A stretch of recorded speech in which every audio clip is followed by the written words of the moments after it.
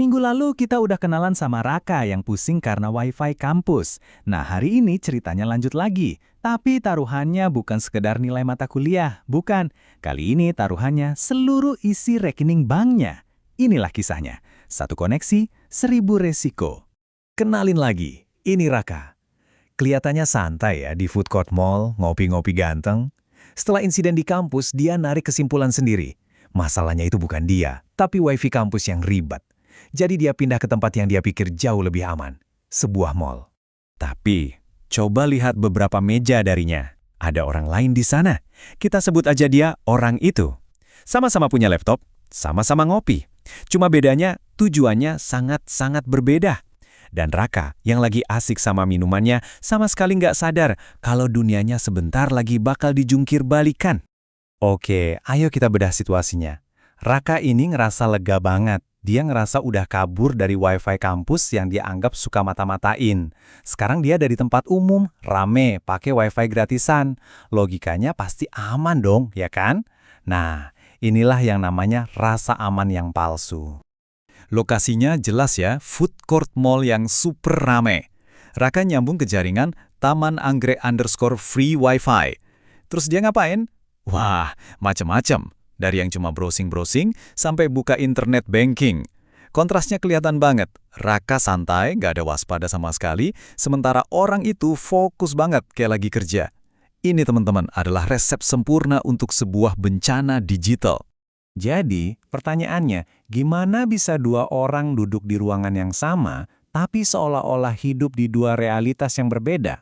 Jawabannya ada di satu konsep serangan siber yang, jujur aja, sangat dahsyat dan lagi terjadi persis di bawah hidung Raka. Nah, ini dia yang lagi terjadi, serangan man in the middle, atau sering disingkat MITM. Bayangin orang itu jadi semacam operator telepon usil. Dia berhasil nyelip di antara jalur koneksi Raka dan internet. Dia dengerin semua percakapan digitalnya, dan Raka gak sadar sama sekali. Artinya, semua data Raka itu mampir dulu ke laptop si penyerang sebelum nyampe ke tujuan aslinya. Serangan ini dimulainya pakai teknik yang namanya ARP poisoning. Gini deh biar gampang. Anggap aja router WiFi itu terminal base dan Raka itu penumpangnya. Nah, orang itu ini bertingkah kayak calo yang super licik. Dia teriak ke Raka, "Lewat sini aja, saya jalurnya." Akhirnya, Raka yang harusnya langsung ke bis internet malah menitipkan semua barang bawaan alias datanya lewat si calo ini. Koneksinya lancar jaya. Raka nggak curiga sedikit pun, padahal sekarang ada perantara jahat di tengah-tengah. Proses pengalihan data ini cuma butuh beberapa detik loh. Dan sejak saat itu, orang itu punya sebuah jendela waktu. Jendela waktu di mana setiap klik, setiap huruf yang diketik Raka bisa dia curi. Oke, mari kita lihat timeline kehancuran ini, menit demi menit. Ini dia peta serangan selama 21 menit yang krusial itu. Coba perhatiin polanya. Dimulai dari aktivitas yang relatif aman, terus bergeser ke aktivitas yang nggak aman, dan puncaknya transaksi perbankan. Setiap entry di timeline ini adalah satu langkah yang membawa Raka lebih dekat ke pencurian datanya. Yuk kita bedah momen-momen kuncinya. 8 menit setelah login Gmail yang aman-aman aja, Raka mulai santai nih. Dia buka situs berita lokal. Dan disinilah kesalahan fatal pertamanya. Situs ini nggak pakai enkripsi, nggak ada itu icon gembok di browsernya.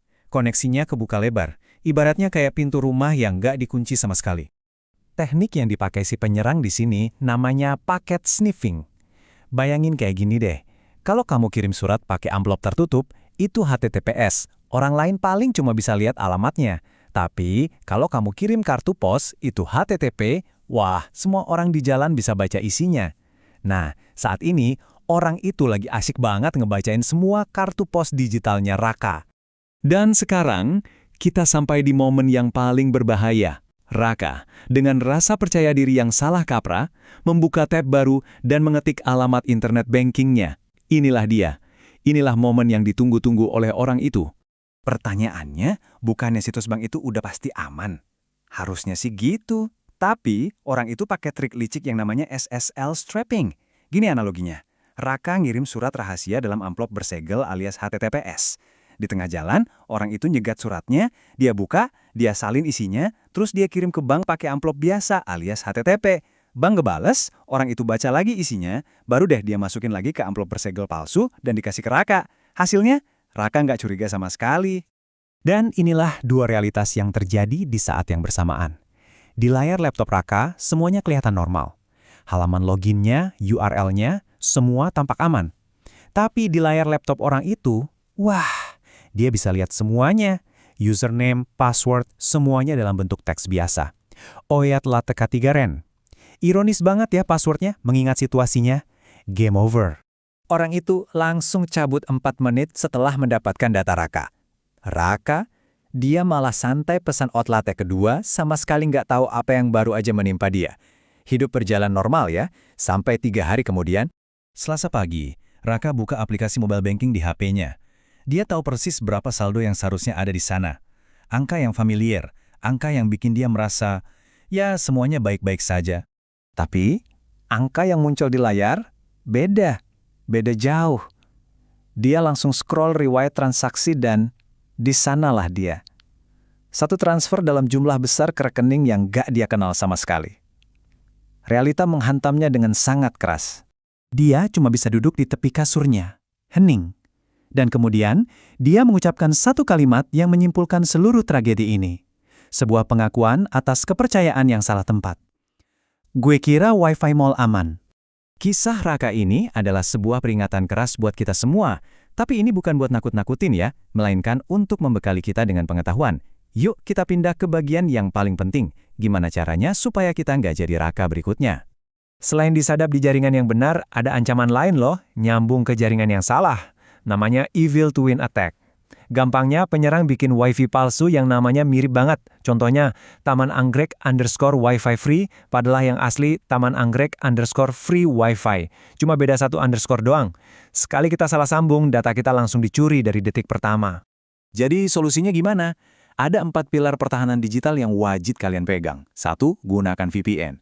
Anggap aja ini kayak bikin terowongan pribadi yang aman buat data kalian di jalan tol internet yang super rame. 2. Hindari aktivitas sensitif. Please, jangan pernah buka internet banking atau email penting di Wi-Fi publik. 3. Untuk hal-hal krusial, pakai aja data seluler pribadi. Jauh lebih aman. Dan 4, yang paling dasar, selalu cek icon gembok HTTPS itu di browser kalian. Wajib. Cerita Raka berakhir di sini, tapi cerita kalian sedang berlangsung. Setiap kali kalian melihat daftar jaringan Wi-Fi yang tersedia, ingatlah Raka. Ingat orang itu. Jadi, pertanyaan terakhir dari saya untuk kalian renungkan adalah ini. Koneksi Anda berikutnya, apakah akan Anda biarkan rentan atau akan Anda buat aman? Pilihan ada di tangan Anda.